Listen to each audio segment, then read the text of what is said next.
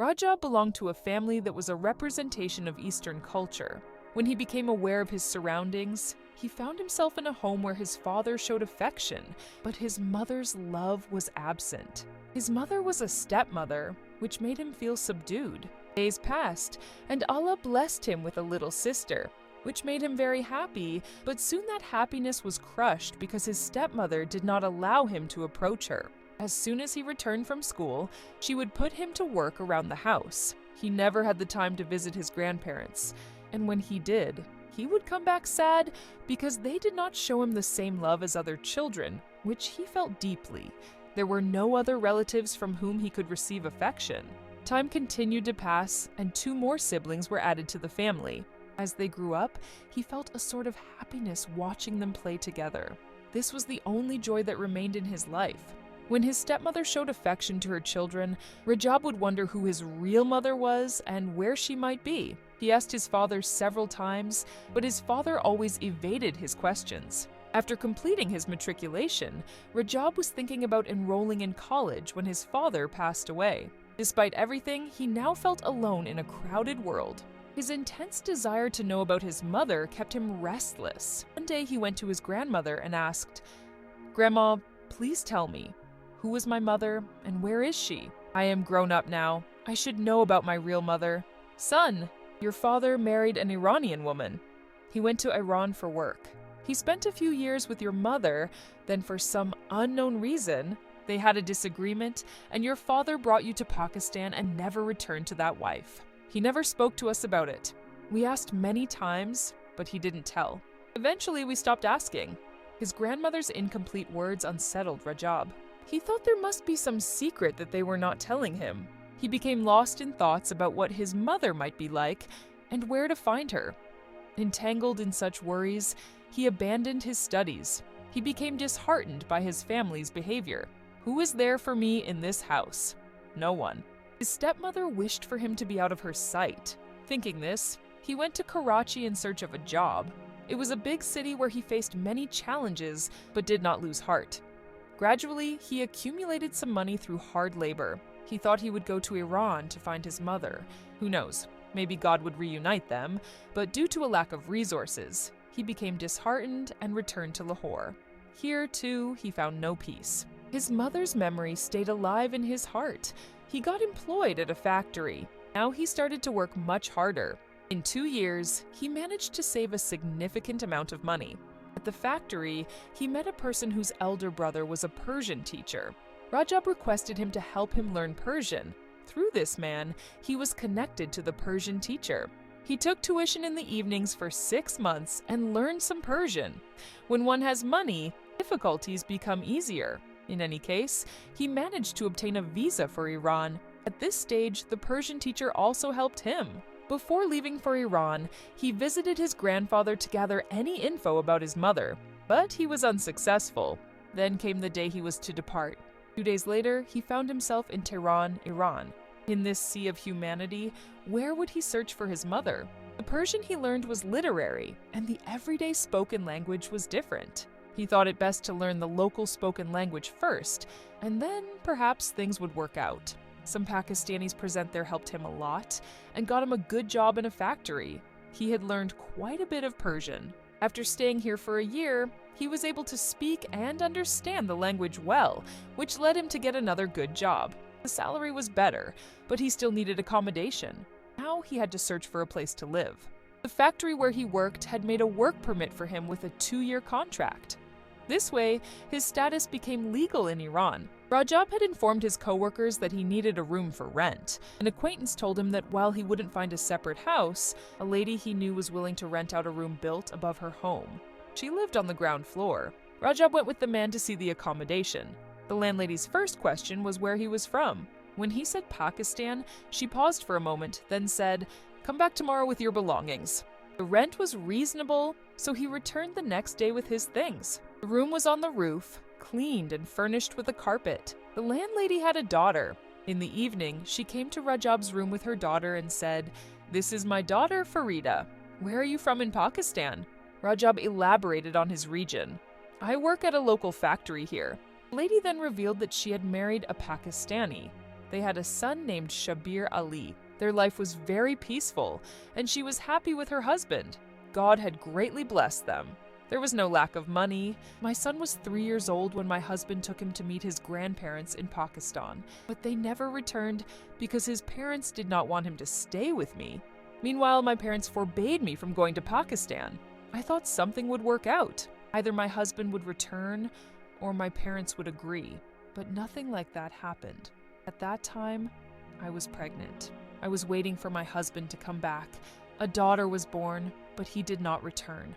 I cried a lot because someone left the divorce papers at my parents' house. I did not know if my husband was in Pakistan or had gone to another country. I did not even have his actual address. My husband left, taking my son with him. I had to endure 2 wounds at once. My parents were also not ready for reconciliation. They held the divorce papers and thanked God that the bond was severed on its own. They wanted this marriage to end. My daughter was only 2 or 3 months old then. I accepted her as a blessing from God, but I constantly remembered my son. When Mr. Aga mentioned that a Pakistani youth needed a room, I thought perhaps with your help, I might find my son. Saying this, the lady cried for a long time. Rajab felt sorrow as well. He comforted her and said, "Do not worry, consider me your son. I will inshallah do everything I can to find your son. Perhaps as a return for this kindness, I will find my lost mother, whom I came here looking for." Even during work, he kept thinking about the lady's son who was missing and about not being able to find his own mother. Perhaps this lady was my mother, but her son's name was Shabir, while mine was Rajab. How could I be their son? The landlady had mentioned that her husband was from Lahore, but she did not reveal his name. Meanwhile, my father was from Gujranwala, and our home was in the same city. These contradictions raised questions in his mind. During their first meeting, the woman had shared her short story, but Rajab could not manage to share much about himself. A few days later, when he met her again, she invited him for tea and seated him in her drawing room. Rajab then asked about her husband's address. She said, "The address I wrote many letters to, but they all came back. My husband worked at a company and they had that address." Upon hearing this, Rajab remained silent. Time kept passing.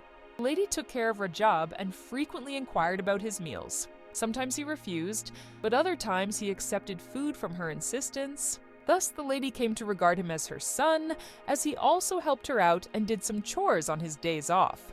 Here, there was either work or solitude. Rajab felt as though his life was like autumn, with the heart's flower always wilted. Suddenly, a gust of spring entered his life. The lady's niece named Andalib came to visit. She was a masterpiece of beauty, living in Europe with her parents. They had come to Iran after several years. By then, Rajab had become a part of the lady's family. Guests also began to pay attention to him. The arrival of Andalib brought him real joy and a sense of living. They came for a holiday, but once the holidays were over, Andalib left with her parents. After her departure, Rajab became even sadder, feeling as if he had found something precious only to lose it. 2 years had passed in Iran. Now he was starting to feel homesick. He took a leave and returned home. As soon as he arrived in Pakistan, he first inquired at the address that Khanum had given him. There was no sign of anyone there. His heart began to feel restless all the time.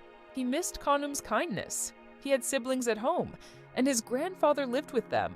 Rajab occasionally sent some money to his grandfather so that he could send something on his behalf to his step-siblings. One day, in the course of conversation, he implored his grandfather that if he knew the whereabouts of his Iranian mother, for God's sake, he should let him know. The grandfather, moved by the plight of his grandson, said, "Yes, I have the address. Although your father had forbidden me from telling you in case you decided to leave us, now that you are living there, I will tell you the address." He took Rajab to his room and opened the lock of an old trunk, taking out some papers.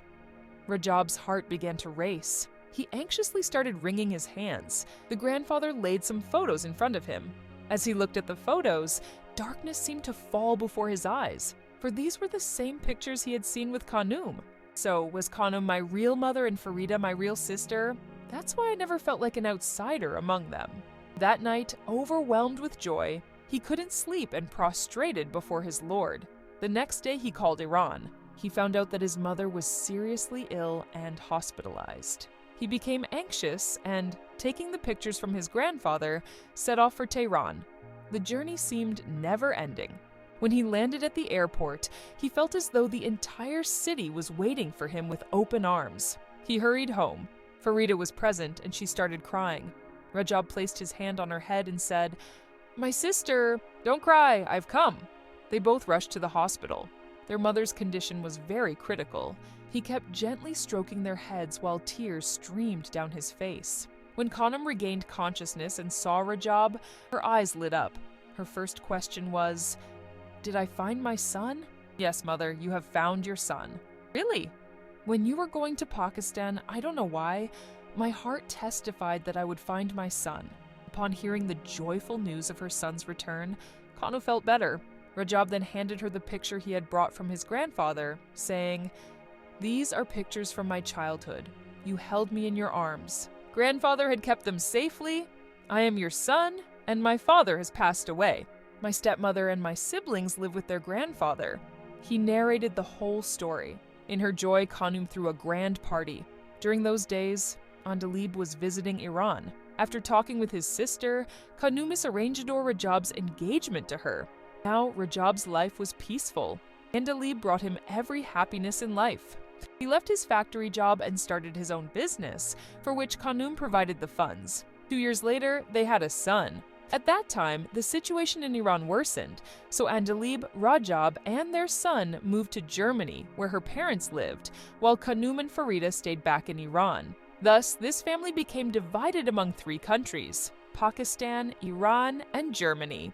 I think that sometimes a person's devotion is so genuine that Allah Himself alleviates the pain of separation from their hearts, and what seems impossible becomes possible.